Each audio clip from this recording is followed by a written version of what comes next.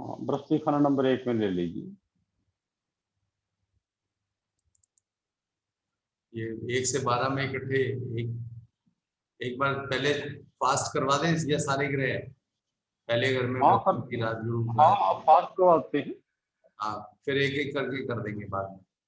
हाँ पहले 9 की 9 ग्रह इकट्ठे ऐसे कर हाँ, देंगे। इकट्ठे देख लीजिए। हाँ, पहले घर में बृहस्पति को राजगुरु कहा गया। राजगुरु कैसे कहा, क्यों कहा गया? पहला घर सिंहासन है, और पहले सिंहासन पे अब बृहस्पति बैठा है, तो गद्दीहीन साधु या राजगुरु कहा गया है। दूसरा घर, दूसरा घर मंदिर है।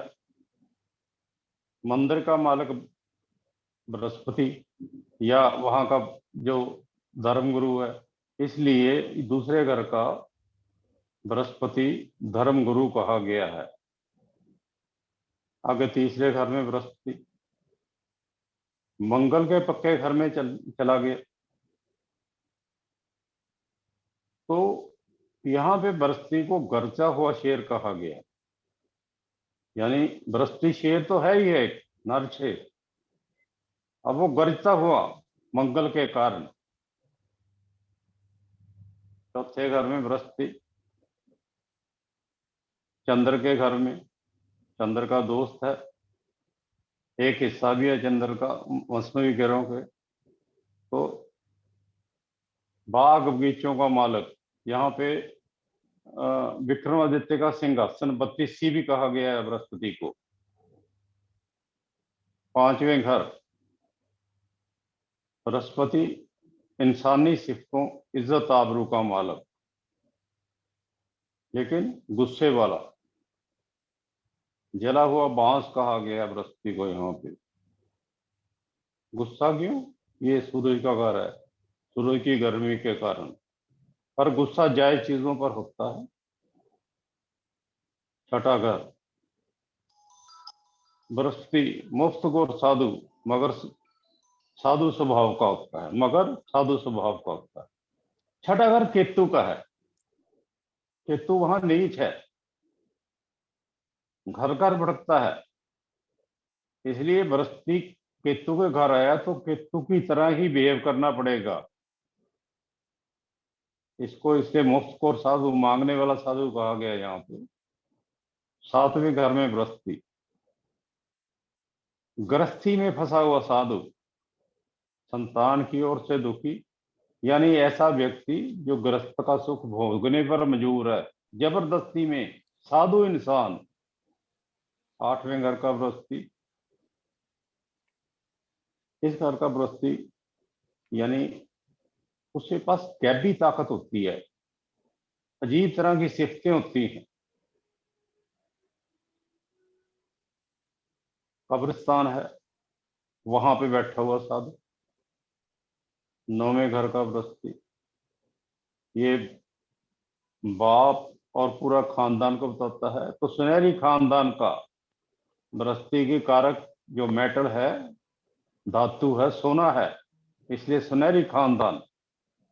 लेकिन खुद माया का त्यागी साधु होगा। माया का त्यागी यहाँ पे मतलब होगा कि अपनी नैतिकता को नहीं बेचेगा। 10वें घर का साधु पहाड़ी इलाके के लिए, हर पहाड़ी इलाके के लिए, हर चीज के लिए कलपता हुआ साधु। पहाड़ी इलाका क्यों? पहाड़ शनि के होते हैं, शनि का घर है। कल्पता हुआ साधु, हर चीज की तंगी रहेगी अगर साधु स्वभाव का रहेगा। 11वें घर का बृहस्पति खजूर के दरख्त का केला, मंदा फल देने वाला। पक्के घर का होते हुए भी, यानी बड़ा तो बहुत है, पक्के घर का हो गया तो वही कबीर का दोहा लग गया, बड़ा हुआ तो क्या हुआ जैसे पेड़ खजूर। खजूर शनि की चीज है, उसकी तरह बहुत दूर है, मीठा फल बहुत दूर लगा है। 12वें का बृहस्पति उत्तम ज्ञानी, वैरागी, बुरे का भी भला करने वाला। तो इसमें आपको कोई व्यक्ति मिले जिसके बृहस्पति 12 में हो, तो उसके पैर छू के आशीर्वाद देते रहना चाहिए। उत्तम फल मिलता है। ये नट शेल में बृहस्पति 12 घरों का है। ये तब होगा जब बृहस्पति अकेला बैठा होगा सर? या क्या चीज? बृहस्पति जैसे हर घर में अकेला बैठा होगा तब ये फल आएंगे, अगर किसी के नहीं, साथ बैठा होगा तो मॉडिफाई हो जाएगा। डेफिनेटली मॉडिफाई तो होगा, लेकिन अपने फल को तो कायम रखेगा ही ना। ठीक है जी, ठीक है। वहां पे आप चेक करेंगे, 2 ग्रह बैठे हैं मान लीजिए, हाँ जी, दूसरे ग्रह का क्या फल है, जब हम सभी ग्रह पढ़ लेंगे, हाँ जी, और बृहस्पति का क्या फल है उस घर में, ठीक है जी, और किस ग्रह का ज्यादा आ रहा है, ठीक जी, कम हो जाएगा बृहस्पति का इंडिपेंडेंट किसी ग्रह के कारण, ठीक है, खत्म नहीं होगा। ठीक जी, इस तरह सूर्य पहले घर में, सूर्य पक्के घर का है, सतयुगी राजा, हुकूमत करने वाला, हमारी क्षेत्र का भी मालिक सूर्य है। दूसरे घर में सूर्य सुखदाता, व्यक्ति के बाजुओं का मालिक। तीसरे घर में सूरज दौलत का राजा, खुद कमाकर कमाकर घर वाला होता है, यानी ऐसा व्यक्ति अपनी कमाई से अमीर बनता है।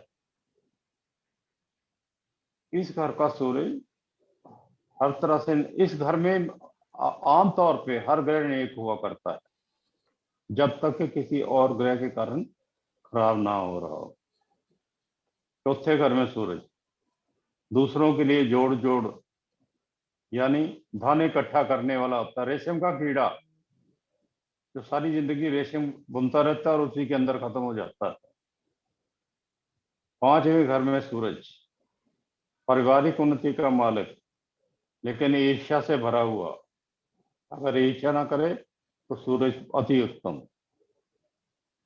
छठे घर का सूरज दौलत से बेफिक्र, अपनी किस्मत से संतुष्ट होने वाला, यानी कोई प्रॉब्लम नहीं, जो आ गया वही ठीक है। सातवें घर में सूरज कम कुटुंब वाला और डरपोक तबीयत होगा, अपने नीच के खाने में है। आठवें घर में सूरज तपस्वी राजा, सच बोलने वाला, इस घर का सूरज बहुत अच्छा होता है, जैसे बृहस्पति अच्छा है। ये आठवें घर की दृष्टि को बंद कर देते हैं, तो दो ग्रह और तीसरा चंद्र। नौवें घर का सूरज लंबी उम्र, भारी भरकम खानदान का पालक होता है। 10वें घर में सूरज जातक इज्जत, सेहत व दौलत का मालिक, मगर वहमी होता है। हेलो, 11वें घर में सूरज होने से जातक पूर्ण धर्मी मगर ऐश पसंद हो जाता है। अब 12वें घर में सूरज सुख की नींद सोने वाला, मगर दूसरों की मुसीबत अपने सर लेने वाला और कष्ट में आने वाला होता है। हाँ जी, सूर्य हो गया। 2 ग्रह रखे हैं पहले जी,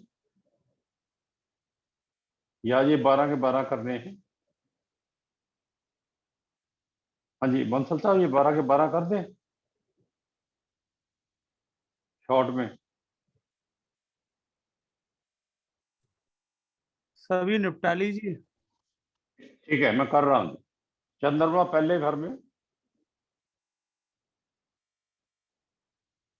जब तक माँ जिंदा हो जातक धन दौलत का मालिक, तो माता का साथ रहेगा।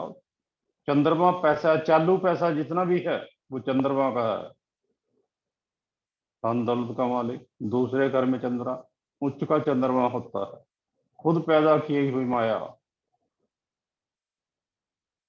तीसरे घर में चंद्रमा चोरी और मौत का रखवाला हुआ करता है।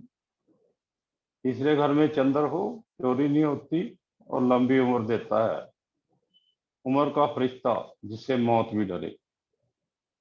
चौथे घर में चंद्रमा जितना खर्च करे उतना ही धन आए, यानी खर्च बढ़े और आमदनी भी बढ़े। तो 5वें घर में चंद्रमा बच्चों के दूध की माता, रूहानी नहर के समान, छठे घर का चंद्रमा ये समझा नहीं सर, दो फिर ये वर्ड्स रूहानी ये सब। हाँ, रूहानी नहर है लिखा है, ठीक है ना जी। उसका मीनिंग क्या होता है सर, रूहानी नहर का मतलब? मैं वही बताता हूँ जी, एक दुनियावी होता है, एक रूहानी होता है, एक संसारिक होता है, एक दैविक होता है। समझ रहे हैं अब आप? रूहानी आप अध्यात्म से लगा सकते हैं। अच्छा सर। हाँ, छठे घर में चंद्रमा धोखे की माता, कड़वे पानी की तरह, जमीन दोस्त पानी, चंद्रमा पानी का कारक भी है। धोखे की मात्रा क्या हुआ, मतलब सबको धोखा देगा? नहीं नहीं, यानी छठे घर का चंद्रमा, चंद्रमा माता है, हाँ जी। यानी फल धोखे का शक्की होता है, फल शक्की होता है। अच्छा, ठीक। सातवें घर में चंद्रमा बच्चों की माता, खुद लक्ष्मी का अवतार।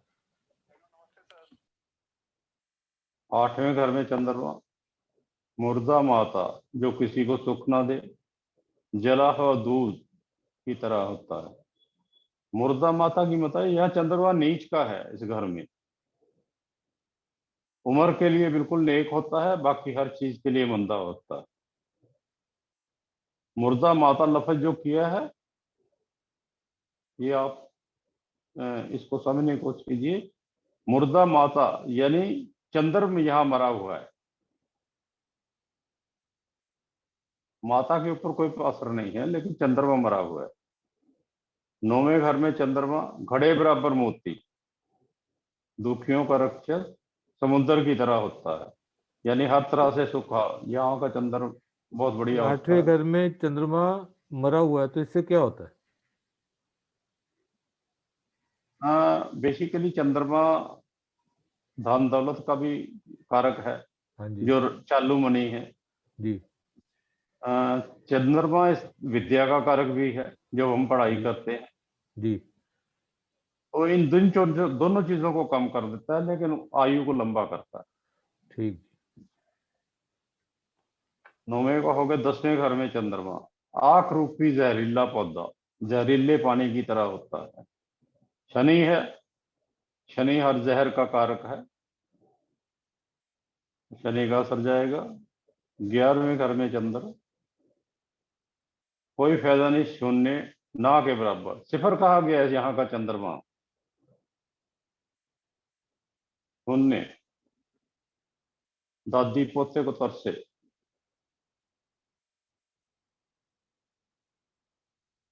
12वें घर में चंद्रमा रात के वक्त तूफान से बस्तियां उजाड़ने वाला दरिया होता है। पानी दो तरह का होता है बारिश का, एक को नेक काम लिया जा सकता है, या दूसरा गंदगी होता है। तो 12वें घर का चंद्रमा उसी तरह होता है। आ गई शुक्र, पहले घर में शुक्र रंग बिरंगी माया का रूप होता है, यानी रंग बिरंगी का मतलब है कभी तो खूब लहर पैर होगी, कभी अर्श पर, कभी फर्श पर, आप ऐसे समझ लीजिए। दूसरे घर में शुक्र मोह माया का उम्दा, सिर्फ मालिक से मांगना ही कमी पूरी कर देगा। अपने घर में बैठा है, अपनी राजी का है, इसलिए इस घर का शुक्र नेक होता है। तीसरे घर में शुक्र,